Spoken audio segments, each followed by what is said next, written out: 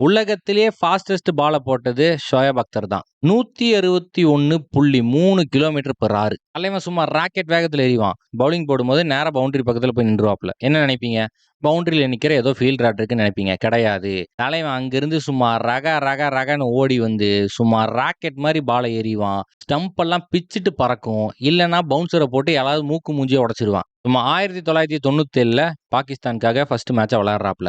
அதுக்கப்புறம் வெறித்தனமான பவுலிங் தான். உலகத்திலே ஃபாஸ்டஸ்ட் பால தலைவன் போடுறான். நம்ம ஆள் பவுலிங் போடுறத பார்த்து பயப்படாத பேட்ஸ்மேனே உலகத்துல இருக்க முடியாது.